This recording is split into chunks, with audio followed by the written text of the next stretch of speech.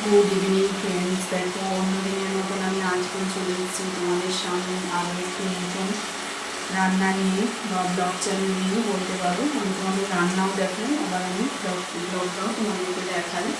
তো আমার এই চ্যানেলে তোমাদের সকলকে স্বাগত জানাই। তোমরা সবাই নিশ্চয়ই ভালো আছো, আর আমিও ভালো আছি। তো যা গরম পড়েছে বন্ধুরা, কী আর বলবো।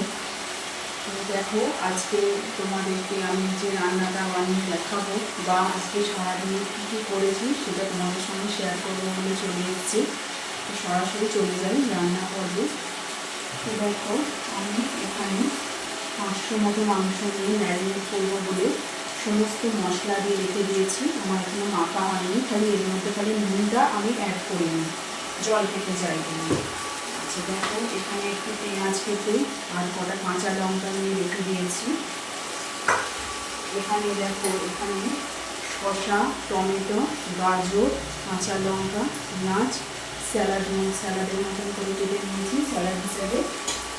আর দেখো এখানে একটু লম্বা চাল নিয়ে এসেছি, এখানে একটু গুঁড়ো দুধ নিয়ে এসেছি, এখানে আছে কাজু, এটা হচ্ছে কাজু, কিচ্ছু খোলা হয়নি এখনো।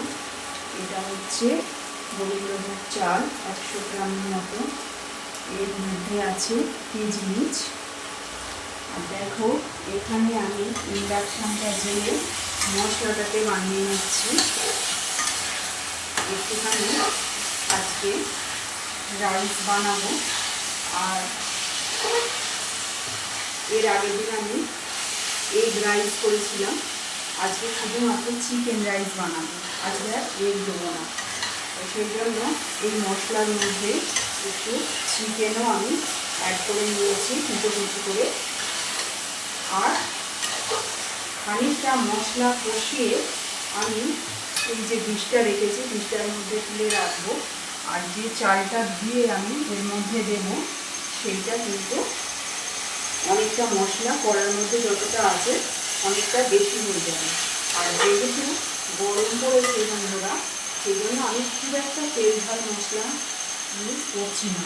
সেই জন্য এই যে মশলাটা কষাচ্ছি তার থেকে খানিকটা মশলা তুলে নিয়ে আমি মাংসটাকে কষিয়ে নেব। তো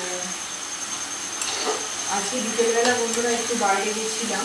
দেখো আমার বেশি সমস্ত বাসনপত্র ওবেলাবেলাটা পড়ে আছে, মাজা হয়নি। তো আজকে যদি বিকেলবেলা আমি ওই বাসনগুলো মাজতে যেতাম তাহলে আজকে আমার আর এইসব জিনিসপত্রগুলো আনতে যাওয়া হতো না। আজ হচ্ছে রবিবার, সানডে, তোমরা সবাই জানো। তো বাড়ি রবিবার দিন বাড়ির যে এক্সট্রা কাজ থাকে সেই কাজগুলো সামলাতে গিয়ে আজকে আর সকালের দিকে বাজার দোকান করতে যাওয়া হয়নি, সেরকম কিছু রান্নাবান্না হয়নি। ওবেলা তো আর কি রান্না করেছিলাম তোমাদের বলে দিচ্ছি, ওই যে লাল শাক হয়, মোটা মোটা লাল শাকের ডাঁটা দিয়ে চচ্চড়ি হয়েছিল, আলু দিয়ে ঢাঁড়স ভাজা হয়েছিল, আর আলু দিয়ে ডিমের কালিয়া হয়েছিল। এই হয়েছে ওবেলাকার রান্না। তো সেই জন্য আজকে আমি এবেলা একটুখানি একটা কাজ না করে সময় বাঁচিয়ে বেরিয়ে গেছিলাম দোকানে। সেখানে এইসব জিনিসপত্রগুলোকে নিয়ে এসে সেখান থেকে আমি এখন রান্না বসিয়ে দিয়েছি। তো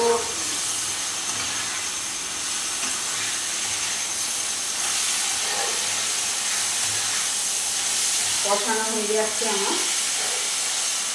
এবার এখান থেকে কিছুটা মশলা আমি এই ডিশটার মধ্যে দিয়ে নেব।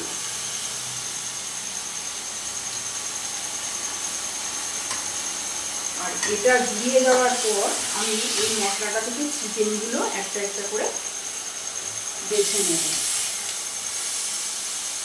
চিকেনটা ভুল করলাম, চিকেনটা দেওয়ার আগেই আমি যদি মশলাটাকে এর মধ্যে দিয়ে নিতাম তাহলে আমার চিকেনটা জুড়িয়ে গেলে মশলা থেকে বাঁচতে হতো না। তো আমি এখন ফ্লেমটা না দিয়ে দেব। আর এইটাকে বানাচ্ছি, আর চিকেনটাকে ম্যারিনেট করে নেব।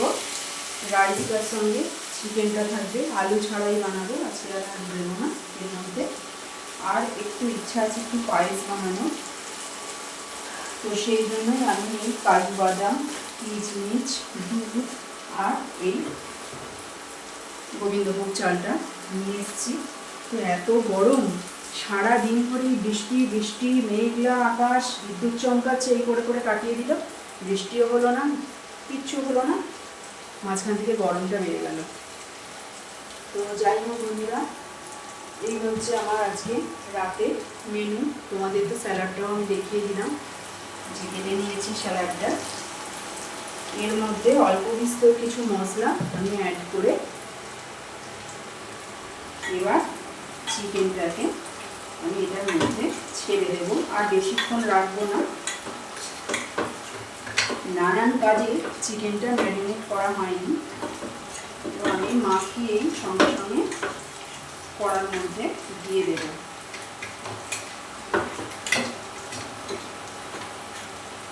এখন একটু রাখা থাকবে।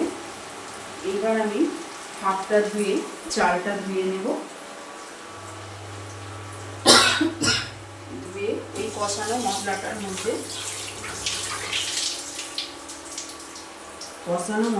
মধ্যে আমি চালটা দিয়ে দেব। এখন আমি চালটাকে নিয়ে নেব।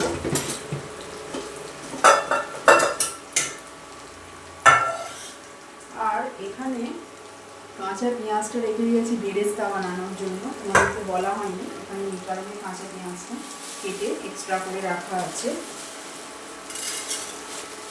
তো আমি চালটা বেশি মেপে নেব না, কেননা রাত্রিবেলা অল্পই খাওয়া হবে। কালকের জন্য যদি খানিকটা রাইস থেকে যায় তো সেটা ফ্রিজের মধ্যে রেখে নেব, তাতে আমার সুবিধাই হবে। আবার এর আগের একটা ভিডিওতে কেউ না শুনেই বলেছিল আমাকে নাকি রোজ রোজ রান্না করতে হচ্ছে না, আমার আগের দিনের রান্না দিয়েই আমার একটু টক দই নিয়ে এসে খাওয়া হয়ে যাচ্ছে। এইগুলো তো ঠিক কথা না। যাই হোক বন্ধুরা, সেই কথাটা আমি এই কারণেই মেনশন করলাম। আবার কেউ হয়তো মনে মনে ভাববে যে আমি আজকে রাত থেকে রান্না করে রেখে দিচ্ছি কালকে সকালের জন্য। সেটা নয়, যদি কিছুটা বেঁচে যায় তাহলে থাকবে, সেটা যে কেউ খেয়ে নেবে। তো কালকেকার রান্না আবার কালকেকার মতনভাবেই হবে। তো আমি না মেপে এতটা চাল নিয়ে নিয়েছি। এবার সুন্দর করে চালটাকে ধুয়ে নেব। তো বন্ধুরা,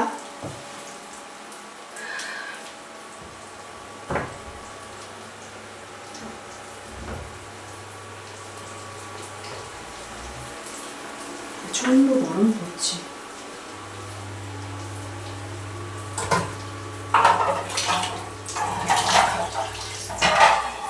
তো আমি এখানে চালটাকে ধুয়ে নেব।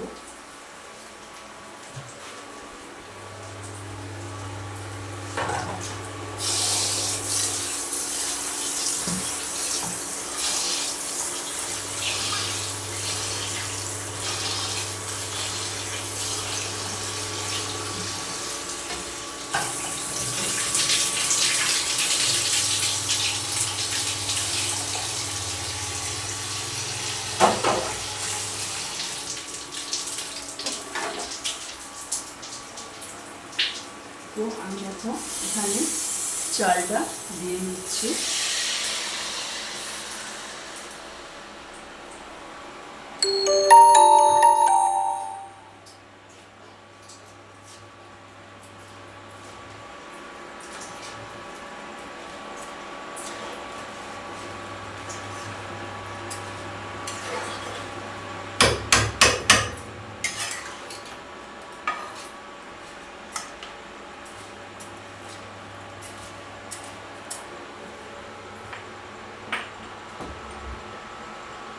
এরপর আমি একটা গ্যাসের ওভেন জ্বালিয়ে খানিকটা কাজু আর কিচমিচ ভেজে নেব। আর এই যে বাটিতে চালটা লেগে আছে, বাদবাকি চালটা ধুয়ে আমি এর মধ্যে দিয়ে দেব। আর ওই কড়ার মধ্যে দেব খানিকটা সাদা তেল, একটু এলাচ, গোটা এলাচ, লবঙ্গ, দারচিনি, গোলমরিচের গুঁড়ো। গোলমরিচের গুঁড়ো দিলেও হয়, গোটা গোলমরিচ দিলেও হয়, কসৌরি মেথি, আর দেবো একটু তেজপাতা। এটা অনেক সময় অনেকে ফোড়নের সময় দিয়ে দেয়, কিন্তু আমার আগের থেকে দেওয়া হয়নি বলে আমি এখনই এটাকে দিয়ে দেব। তো দেখো আমি জলটা সবটা দিয়ে দিলাম।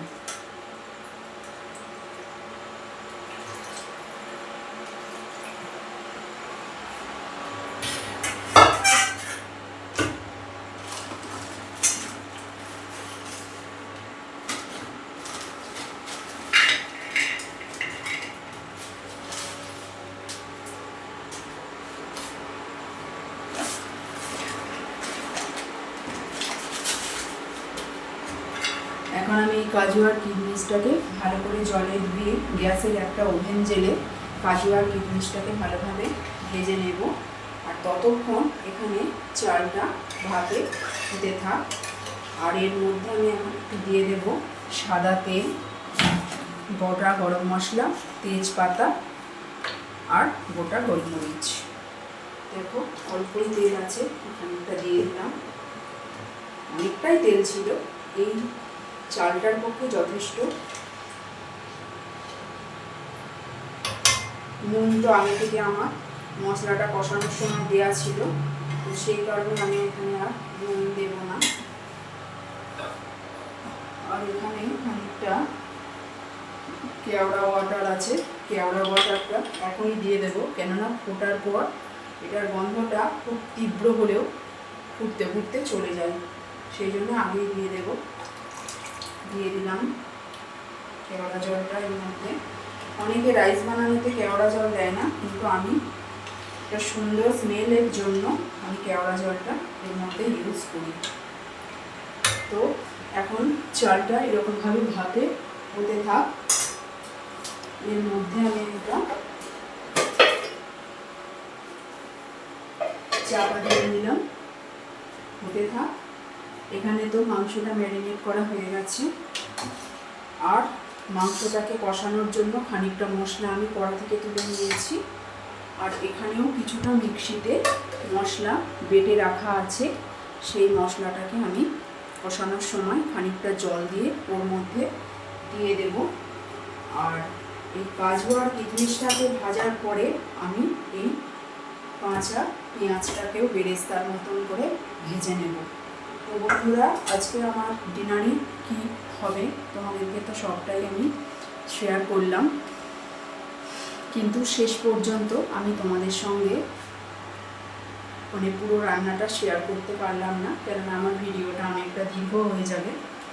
তো আমি আর বেশি বকবক করে আমার এই ভিডিওটা দীর্ঘ করব না। তোমরা যদি আমার এই চ্যানেলটা দেখো, আমার এই চ্যানেলটা যদি তোমাদের ভালো লাগে, তাহলে তোমরা অবশ্যই লাইক, কমেন্ট, শেয়ার এবং সাবস্ক্রাইব করে আমার পাশে থাকবে। আর পাশে থাকা বেল আইকনটাতে প্রেস করে দেবে, যাতে অল নোটিফিকেশানগুলো তোমরা পেয়ে যাও। তোমরা সবাই ভালো থাকবে, সুস্থ থাকবে, আমাকে এইভাবেই আমার পাশে থাকবে। তো ততক্ষণের জন্য টাটা বন্ধুরা। আমি কোনো পরবর্তী ব্লগ বা কোনো রান্নার রেসিপি নিয়ে তোমাদের সামনে চলে আসবো। আর অবশ্যই আমার রান্নাটা কমপ্লিট হয়ে গেলে আমি তোমাদের সঙ্গে শেয়ার করে দেবো যে আজকে রাতে আমি লাস্ট অফ অল কী কী বানাবো। ততক্ষণের জন্য টাটা বন্ধুরা। Thanks for watching to my video and thank you so much. Tata.